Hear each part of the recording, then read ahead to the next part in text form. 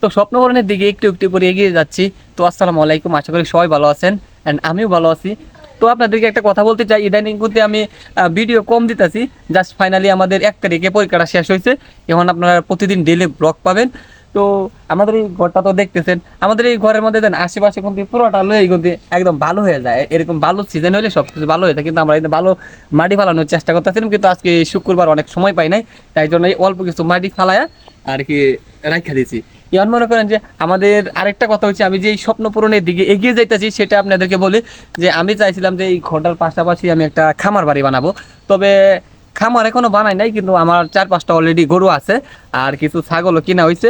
তবে কথা হচ্ছে আমাদের গতকাল একটা একটা গাভী আর কি বাচ্চা দিছে। তো বাচ্চাটা দিছে অনেক সুস্থ সবল, দেখেন আপনাদেরকে দেখাই। এই যে এটা হচ্ছে আমাদের এই যে বাচ্চাটা গতকালকে এটা হয়েছে। তো আমরা রাত থেকেই বুঝতে পারতেছিলাম যে গরুর হয়তো বাচ্চা হবে, সেই জন্য গরুর সারা রাত পাহারা দিয়েছিলাম যে কিছুক্ষণ পর পর গলে যায় দেখছি বাচ্চা হয় কিনা। তারপর দেখি সকাল দেখি মনে করো যে বাচ্চা, তারপর সকালে উঠে দিই এরকম অবস্থা। অনেকক্ষণ অপেক্ষায় থাকার পর অবশেষে সুন্দর একটা ফুটফুটে গরুর বাচ্চা হলো, দেখতে মাশাআল্লাহ 4 বছর হয়েছে। আর আজকে সকালে আরেকটা কি খুশির খবর হয়েছে যে আমাদের ছাগল কিনছিলাম যে 3-4টা, ওই থেকে মনে করেন যে আবার একটা ছাগলে আজকে সকালবেলা বাচ্চা দিতে 3টা বাচ্চা দিছে। কত সুন্দর সুন্দর শাবক বাচ্চা। তো আজকে যখন ছাগলের বাচ্চা হয়েছিল একটা, তারপর আমরা মনে করছিলাম যে আর মনে হয় বাচ্চা হবে না, কারণ একটা ছাগলের বাচ্চা হওয়ার পর আরও মনে করেন যে 20-25 মিনিট পরে পরে হয়েছে 2টা বাচ্চা হয়েছে। আমরা ভাবছিলাম একটা ছাগলই হবে, যাই হোক ভাগ্য ভালো 3টা ছাগলের বাচ্চা হয়েছে। তো এভাবেই চাচ্ছি যে আমার স্বপ্ন পূরণের দিকে এগিয়ে যাওয়ার জন্য। তো আপনারা দোয়া করবেন, সাপোর্ট করবেন, ভালোবাসা দিবেন। তো এটাই আমি চাই আপনাদের কাছে। তো এটা হচ্ছে আমাদের বাড়ির লোকেশন। আর আমরা চাইছিলাম যে এই বেড়াগুলা যে দিচ্ছি এইগুলা ভাবছিলাম যে টিন দিয়ে দিব, কিন্তু আমরা টিন দিয়ে দিই নাই।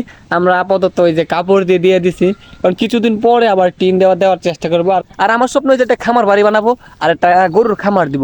কিন্তু কথা হচ্ছে আমরা গরু এখন 4-5টা আমার আছে, 4-5টা থাকার পরে কি হয়েছে, এখন পর্যন্ত আমরা ওইভাবে গলিটা বা সিস্টেম করে তুলি নাই যে বাড়ির সাথে খামার ওইরকমভাবে দেই নাই আমি। কারণ কথা হচ্ছে এটা করতে গেলে এখন অনেক পরিমাণে টাকা লাগবে। কিছুদিন আগে কিন্তু আমি একটা বাড়ি করছি, ওই বাড়ির মধ্যে অনেক টাকা খরচ হয়ে গেছে। এখন কিন্তু তেমন একটা টাকা আমার কাছে নাই কা, এখন যা আছে ওইগুলা দিয়ে আর কি চলতেছে। আর কিছুদিন আগেও আমি মনে করেন যে গরুর লাগা খাবার টাবার কিনছি, মানে খড় কিনছি, অনেকগুলো খড় কিনছি। খড় কিনা ওইদিকে আমার টাকাটা শেষ হয়ে গেছে। আমি চিন্তা করতেছি যে 2025 সালের মাঝামাঝি সময়ে খামারটা পুরোপুরি দেওয়ার একটা প্ল্যান চলতেছে, মানে পুরোপুরি আর কি দিয়ে দিব। আর এখানে আসছিলাম বলতে গেলে, আমি এখানে ভিডিও করতেছিলাম, আর আব্বা বলতেছিল যে দেখ আছে ক্ষেতের মধ্যে কি পানি হয়েছে কিনা। তবে আমি যে ক্ষেতের মধ্যে পানি দেখতে আসে বসছিলাম, এইগুলো হচ্ছে আমাদের ক্ষেত, ওই জায়গায় পানিগুলো দিতেছে, এগুলো হচ্ছে আমাদের ক্ষেত।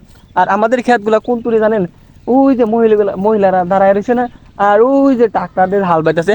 আর এইখান থেকে আমাদের ওই পর্যন্ত আর কি জমি।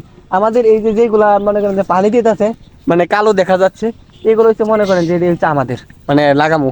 আর ওইগুলো আমাদের আছে, চাচা আছে, জ্যাঠা আছে, ভাইঞ্চারি আছে, সবার মিলে আর কি। কিন্তু এইগুলো হচ্ছে আমাদের। তো আজকের ভিডিওটা এই পর্যন্ত। যদি ভালো লাগে তা লাইক কমেন্ট শেয়ার করতে কখনোই ভুলবেন না।